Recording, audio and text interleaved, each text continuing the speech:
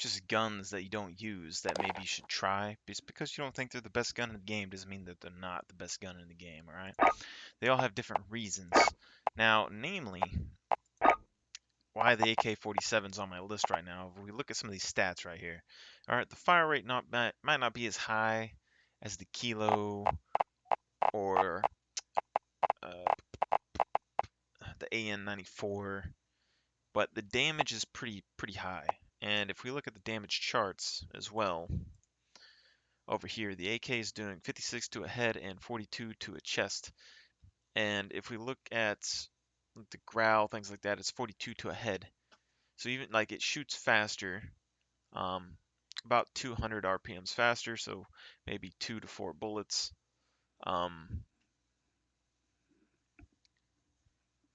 But the time to kill is lower on an AK, okay? But that isn't specifically what we're talking about here, okay? So the Kilo and stuff, you don't really need an attachment for the underbarrel or whatever with the Kilo, things like that, because the recoil really isn't that bad. And then you could also put a compensator on there and have plenty of recoil control. Well, the same sort of thing applies to the AK. And so what we're trying to talk about here is just swapping up your AK or swapping up your guns a little bit. You don't have to go specifically with a meta with range and things like that. And my AK is the example of this right now.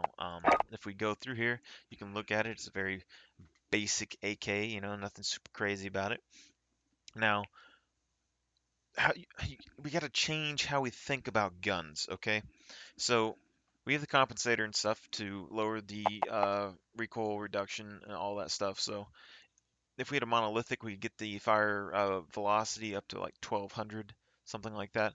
But this is perfectly fine right now. And then with the Romanian barrel, we don't have an underbarrel attachment, so it takes off an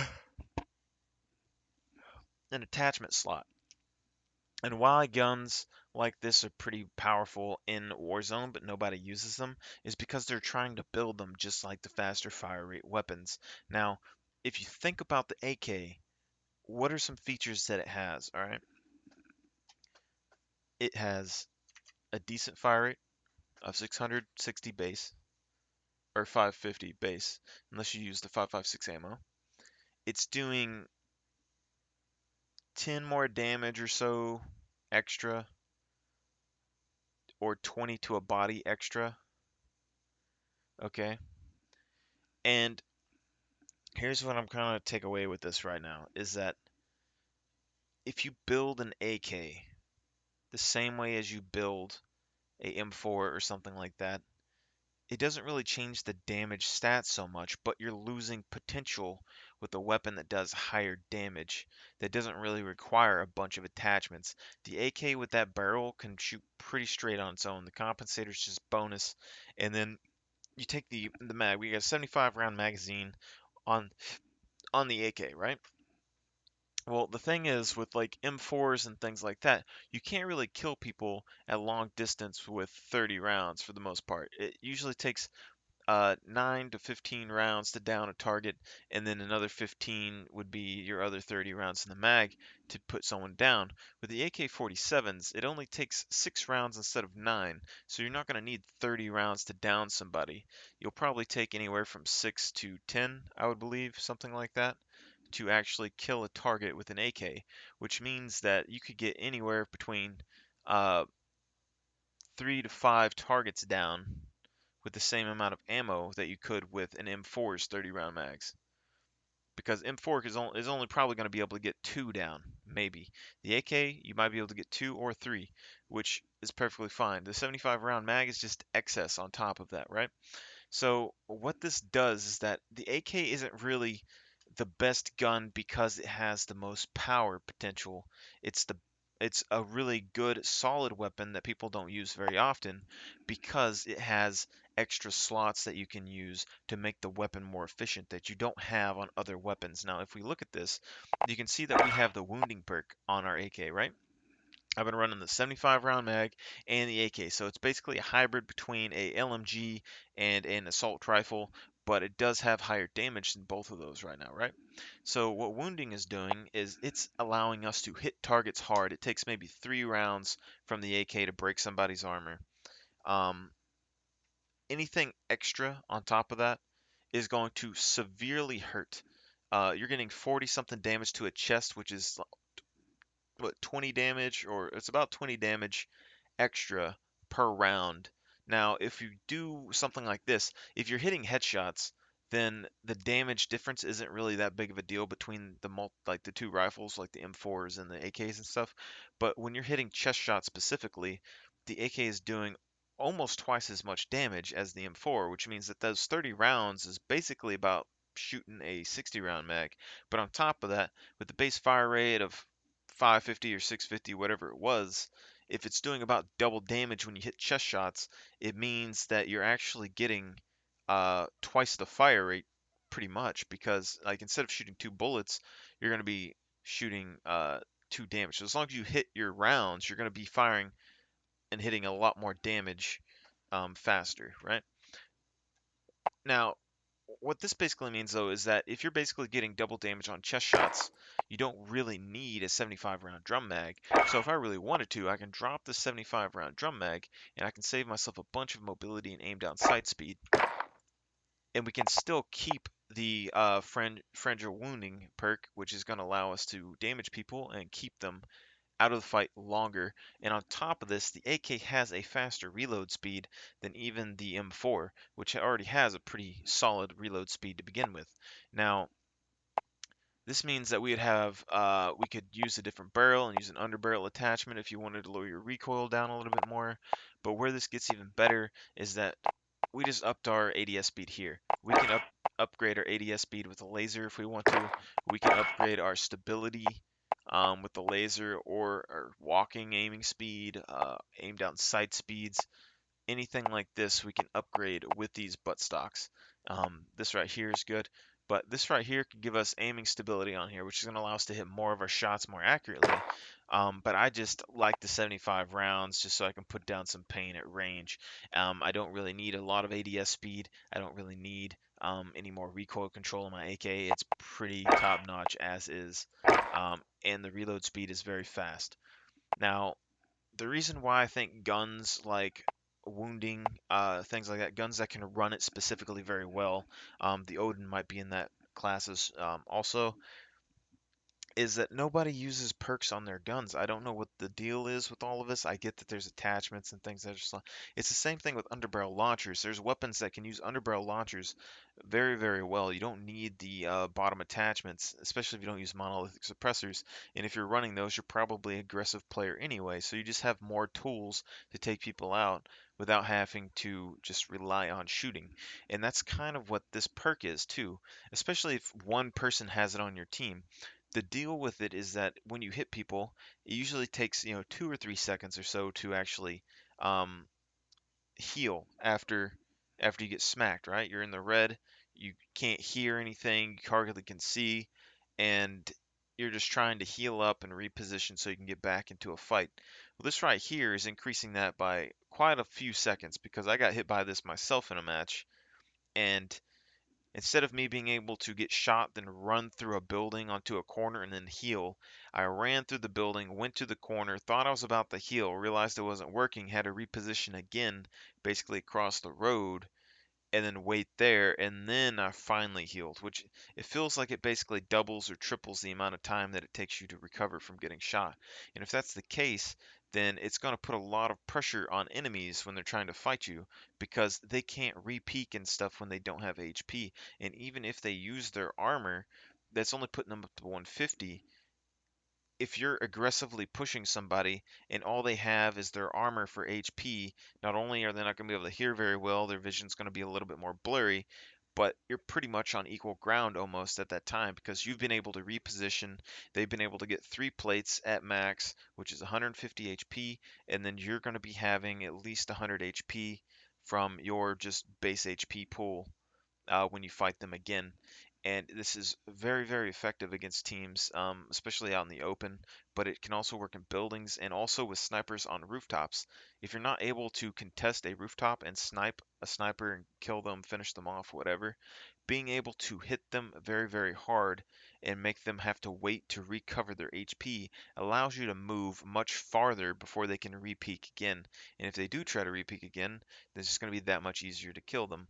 So, given that if you give the same amount of time, let's give that you get into a fight, close range, something like that. Um, you have the same amount of time as your enemy. Y'all disappear. Both of y'all's plates are shredded, and y'all both plate up 150 HP on the plates. You are able to start your regen in half the time he's going to be able to, which means you're going to be able to push that person and finish them off without a big need of doing this. And this is also some things I think that they could try to use on SMGs or anything like that. SMGs are very good in close quarters, but you really don't need a ton of attachments for the SMGs, especially the MP5, to make them effective in close quarters combat situations, right? So things like the wounding perk can be very, very helpful with things like that, just because you're going to have time to hunt them down and finish them off before they're able to fully heal. Sleight of hand, I could use that instead if I wanted to just reload my AK super, super fast and keep putting on pain very quickly, because the reload time's already very low, and getting it even lower isn't going to hurt. I can run fully loaded with the AK. I can do disabling so they can't actually run. These are some things too, and you might want to think about it for the LMGs as well. Another example of a gun that can use perks pretty well is probably the Finn LMG, 28 damage. It's 28, 24 damage to all limbs pretty much. So I'm just going to go 24, just say 24 all limbs. Um, Essentially, if you run the M13 and you're not very good at hitting headshots, the Finn is pretty much identical to the M13 except for it fires faster and it has a 75 mag capacity as well. Um, the ADS speed and stuff might be a little bit slower, but the difference with this weapon compared to the M13s and stuff, the M13s you're trying to maximize damage and get 32 damage or whatever to the head.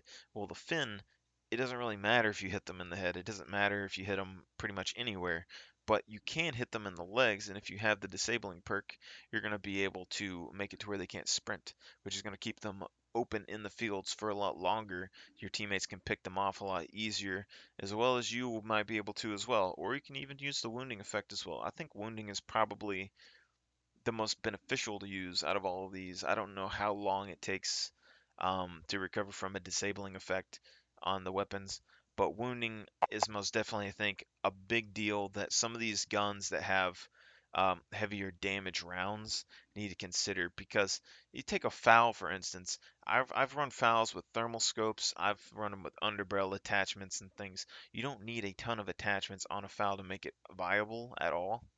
You could run a wounding perk with a foul, and say you land two headshots. Well, they're pretty much down out of the fight at that point, and you're going to be able to reposition because it's going to take them a while to like to heal from that. And the foul does a lot of damage, and if we look at some of these other contenders, um, even if you did run the wounding effect on, say, like an M13, you would probably the issue with these guns is they have to have more ammunition to kill targets, which is the big deal. Because you're gonna have to get rid of recoil control or something like that to be able to use the wounding perk with these weapons, and it's going to be a little rough because you're going to lose. See, like the M13 is it's very accurate, but the M13 with a Ranger foregrip compared to an M13 with no Ranger foregrip is way different. The grip helps it so much. You can go with a compensator or something there, but it probably isn't going to be nearly as good as a fully decked out M13. And with that one, you have to like you need to land headshots. So it's important to hit those, and being able to hit those targets accurately and finish them off fast is probably more important with those kind of weapons. And the M4, it wouldn't be as accurate at longer distances if you don't have a foregrip to kind of tighten down the spread of your bullets. So you would have to drop ammunition to get the wounding effect, which wouldn't be the best for the M4 because it already takes 9 to 15 rounds to down most targets generally. So for you to take on multiple targets, you're going to need probably 45 plus rounds. I tend to use the 50 rounds. But since the AK does twice as much damage almost, you don't need those rounds. It already has an attachments that make it to where it's very accurate without even needing a foregrip as a built-in foregrip. So you can go with 75 round mags without much penalty, and then you can add on top of that, you can get rid of it and increase the accuracy, increase the recoil reduction if you want to make the AK a very accurate weapon.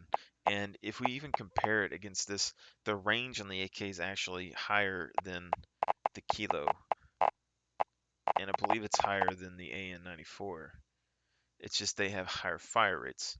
So the AK can do a lot of damage over range, and it might have one of the highest ranges besides the SCAR. And the Scar and the AK are kind of in the same boat, if we're going to be honest. The Odin is up there. It can do work as well. And the Odin is a very accurate gun. I would say like the AK, the Odin, the Scar, they all have potential to be like a sort of almost marksman rifle like the FAL is. This FAL has the highest range, I think. But they all have the potential to shoot very, very far. The Scar I haven't tested too much, but the stats are basically the same as the AK. It has a little bit higher fire rate, a little bit higher accuracy. Um, but the issue with the FAL compared to the AK is that it has no ammunition that you can really put in there to increase it that much. You might be able to get up to a 30, but there's, there's not much you can do with the 30. I mean, it would be basically upgrading a Scar to be the base AK. Unless there's some attachment I haven't seen for it. But the difference is that the Scar actually has a much better recoil pattern than the AK does. So if you're able to work around that, it might be very, very good. If you didn't need the compensator or a foregrip or something to make the Scar accurate, then you could run it like an AK and possibly open up another attachment slot. But this video has just been kind of to give you an idea on how you can build guns in a sort of different manner to make them effective in Warzone that no one else really seems to do. And things like this is just a big deal. The wounding effect. I'm going to do one more example just to kind of show you, and then you can go about your day. Okay, you're using um, an AK-47. You're in Warzone, right? You are approaching a building. There are people in the building with sniper rifles. You're out in the open. You have restock, so you have smokes, stuns, whatever kind of grenade that you like. Let's say smokes to help get you close to the building or whatever. Maybe you have a thermal on your AK. I don't know what your preference is, but you're able to fight and hit and break and hurt those guys in that building, right? They have cover. They probably have a strong position. Um, you may want to push the house or you may want to rotate around the house. What matters is that you need to minimize the amount of shots that you are taking from that building and being able to use your smokes or whatever, and then on top of that, hold some suppressive fire on these guys, and then being able to pin them in the house. Because if you hit them with the AK, right? And they have sniper rifles. They regen their HP. If people are in buildings or on top of rooftops, they don't really need to worry about armor so much because they have cover. Their teammates can revive them. The only way they're really going to die is if you can kill them before they get revived in the house from long distance, or if you can push that building and finish them off beforehand. And then this is where wounding can actually be a very big deal because it's going to be able to put a lot of pressure on them because they get hit, they get down, maybe they get hit, they're almost dead. They try to play or whatever. Even if they try to regular snipe, it's going to take them twice as long, maybe, to get up and running all their HP again before they can shoot at you again, which is giving you twice as much time to get to that house and to get in position to finish these guys off, or twice as much time to move and get away from that house so they can't keep shooting you. And this is the big deal. Now, we add on top of this, if you use restock or something else and you have frags or any sort of lethal grenade, if you hit somebody hard in a building or otherwise, and you're pushing up to it, and they are inside, and you only have a couple seconds to like make a plan or anything like that, if they're able to regen that HP, you might lose that opportunity. Whereas if you hit them and they're almost dead, you're going to have a lot more time with the wounding effect to go and throw a frag up in that building. Which, one, they're going to have the red screen, so they're probably not going to be able to hear you so well when you come upstairs in other buildings, right? Two, they're going to have as much HP, so when you do fight them, it's going to be a lot easier for you to win close range, and they're most likely not running wounding on their weapons. Three is that they're going to be low HP, and you might not even have to confront them because they are so worried about their HP pools. It's not coming back as fast as they're used to, so they're even more focused on it. They can't hear because they have the red screen. It's hard for them to see, and a frag grenade goes in there, and it's only going to take one little tap to finish them off after you've already slaughtered their HP pools in the first place. So even if they did play to 150 or whatever, it that grenade might have enough to finish them off and break their armor once and for all. So these are the kind of things that I'm talking about when you use these kind of weapons and you have the ability to kind of put a lot more pressure on enemies. The AK has a very solid kill time. It's point 0.7, let me look at this, 0.786 to the chest with fully plated armor, 0.677 um, with the headshots, right? And you go to like an M4, which is very strong, 0.816 to the chest and 0.591 to the head. So the AK is faster on the chest shots, a little bit slower on the headshots, but long distance you might not be hitting that many headshots in the first place. So it's a trade-off. But even if you are shooting for headshots, the time to kill is just a little bit higher. It's not super drastic. It's a big amount, but it's not super drastic. The thing is that the M13 has a higher time to kill than the M4, and so does the Kilo and stuff as well. And those weapons all have a similar time to kill to the AK, maybe a um, slightly faster with headshots, but it's a lot slower with body shots. So even though they may be accurate and they may not have a lot of recoil, long distance, if you're hitting body shots, they're going to take longer to kill. And they also take more rounds to kill, which means that you're going to need more ammunition in your magazines compared to an AK for the most part. But that's just my examples. Feel free to test this build out if you really want to. It's nothing super complicated. Just the Romanian barrels, the last one you can unlock. I got a compensator just to help me with the recoil a little bit. Um, and 75 round drum mag, VLK optic for more recoil control and long distance shooting. And then we have wounding to help us keep the pressure on our enemies, which has been a very nice addition. I quite like it so far. Um, Feel free to turn this out. You can change it up. You don't really need the 75 drum mag, but you can. If you take it off, you can get increased ADS speed, increased recoil control, etc. It's all personal preference at that point. I would recommend using or restock or high alert are like my top twos. Just because restock is allowing you to put more pressure onto people with more grenades.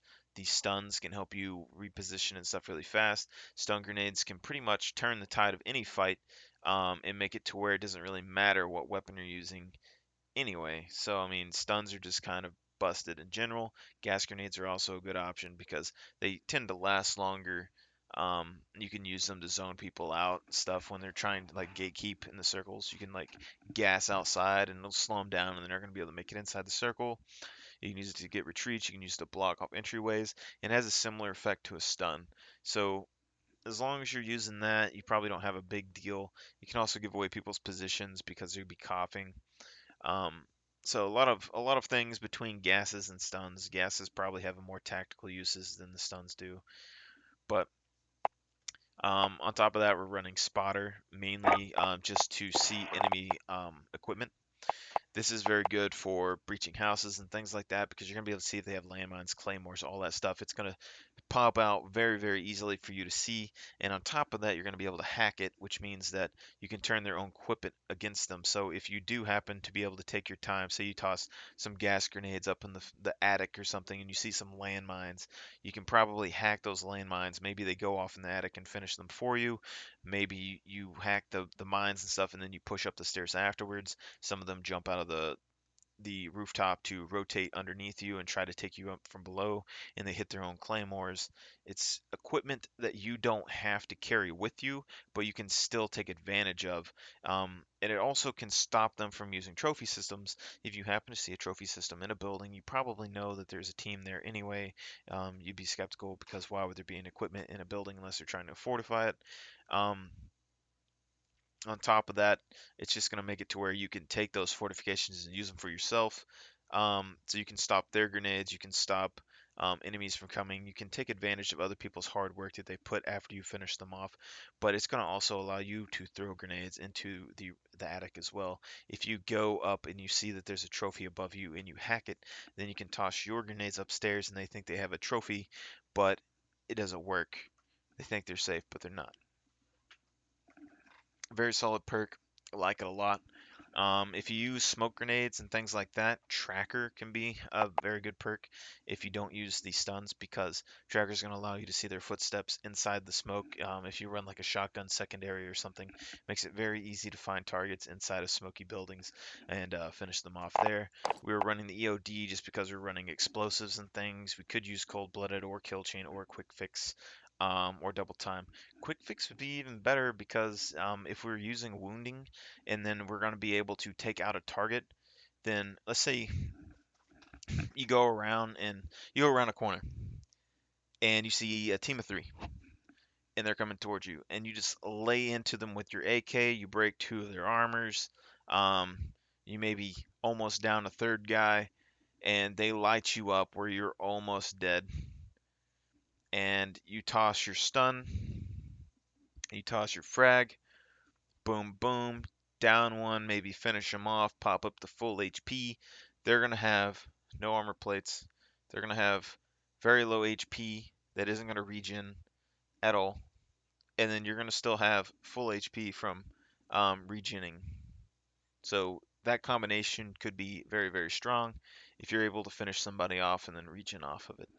Now, the only thing I haven't really tested with this is basically if your lethals do apply the gun effect, if you're holding the gun, or if they have their own separate damage, because I'm not sure how that applies. I would assume it's just linked to the gun itself, but anything's on the table at this point. And I think with this kind of loadout, either EOD or Quick Fix are probably your top two. EOD is just good because it's going to reduce the damage you take from explosives, so from enemies and from yourself most likely. So if y'all do happen to trade explosive damage, then you're not going to be taking as much. That's basically the biggest trade-off you can get. Um, Other than that, I think that's pretty much all you really need to know about these loadouts. Secondary is optional. Pistol's always good for repositioning, things like that. Rocket launcher is good for vehicles, things like that, and also pushing buildings, finishing off people around corners, clearing out equipments, things like that. So that's an option as well. Um, Melee weapons, move fast, hit hard. Nothing wrong with those. But I'm just rocking the pistol right now, so why not? Now, overload classes and things like that are still good, but I don't really think it's necessary to run an overload class, especially when there's so many options to use as a secondary. So, especially when you upgrade some of these pistols, because they can do work. An SMG, and usually you're using the SMGs to kind of finish off targets. And like the Renetti, for instance, has a 3-round burst option, or the Akimbos if you get the Akimbos unlocked. But 3-round burst with the Renetti can do some work at distance anyway. Um, and on top of that, you can find a lot of decent SMGs or the MP5s, ARs, things like that on the ground inside the game, or the R9 shotguns. So very easy to use one of those as secondary. You don't really need a 100% accurate million mile gun when you have something that's already very, very good to begin with. It does help, but it's not really necessary, especially when you're using stuns and grenades because they're going to be able to turn the tides of fights much more. Like, what's better for you to trade with you're using your AK versus a squad and you get almost dead and they're very hurt? Would it be better for you to swap to an SMG and try and shoot them? Or perhaps toss a stun and then a frag? Or just a stun and then come back and reload or shoot? The AK has a low reload time. It's not that bad. Um, and they have wounding, so they're not going to regen. If you trade and you have wounding and they don't have wounding, time is your friend. The longer it takes for them to get you, the more HP you're going to have compared to them. So just think about that when you start making guns. Test out some new stuff. We gotta spice up the COD Warzone gun game. All right, nobody's using anything different besides the most extreme meta um, streamer guns. And granted, those guns are very, very good, but there's more options to try here, folks. I'm gonna end this here and then I'll restart it for the stream here in a little bit.